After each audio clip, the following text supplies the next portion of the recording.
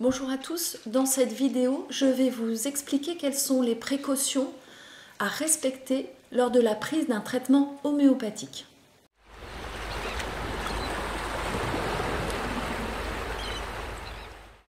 Quelles sont les précautions à respecter lors de la prise d'un traitement homéopathique?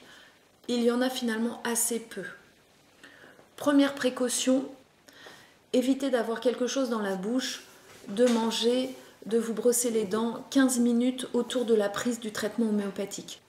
Une deuxième précaution à respecter, c'est d'éviter l'utilisation de camphre. On en trouve dans certains gels pectoraux, certaines pommades. Vous savez, des gels qu'on peut s'appliquer pour limiter la toux par exemple. Lorsque j'étais enfant, j'avais entendu qu'il ne fallait surtout pas toucher les granules homéopathiques avec les doigts, qu'il ne fallait pas non plus les croquer. Ce n'est pas vrai en fait. L'expérience a pu montrer que le fait de toucher les granules ou de les croquer n'altérait pas l'information homéopathique.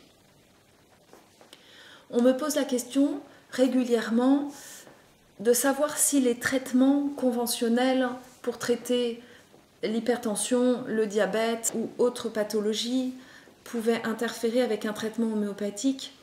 Non, ces traitements-là n'agissent pas du tout sur le même plan, il n'y a pas d'interaction médicamenteuse. Il n'y a pas d'interaction non plus avec divers compléments alimentaires, fleurs de bac. Les huiles essentielles parfois peuvent nous questionner, on ne sait pas très bien en fait répondre à cette question. La précaution essentielle est peut-être de les prendre à distance du traitement homéopathique. Par contre, il existe une interaction majeure avec un traitement homéopathique, c'est un traitement homéopathique. Je m'explique. Lorsque vous venez en consultation voir un médecin homéopathe, ensemble, vous avez compris maintenant, vous allez rechercher le traitement qui va permettre de réaccorder votre force vitale. Si vous prenez plusieurs traitements homéopathiques successifs, il ne sera pas possible ensuite de savoir ce qui s'est passé, quel traitement agit sur quels symptômes, se sont-ils antidotés eux-mêmes, on n'arrivera pas à le savoir ça. Maintenant, j'aime à dire qu'il n'est pas question dans cette quête du meilleur traitement pour vous de vous mettre en difficulté. C'est-à-dire que si après la prise du traitement prescrit, il s'est écoulé quelques semaines et malgré cela, il persiste des symptômes gênants ou des symptômes gênants réapparaissent, ils n'ont pas l'air d'être pris en charge par le traitement prescrit et vous connaissez un remède homéopathique qui soulage ces symptômes-là parce que vous en avez fait l'expérience. Eh bien, prenez-le. Mais dans l'idéal, en dilution la plus basse possible, 5 CH par exemple, c'est très bien, de façon la plus courte possible et notez bien entendu le nom du remède et la date à laquelle vous l'avez pris pour ensuite restituer cela à votre thérapeute.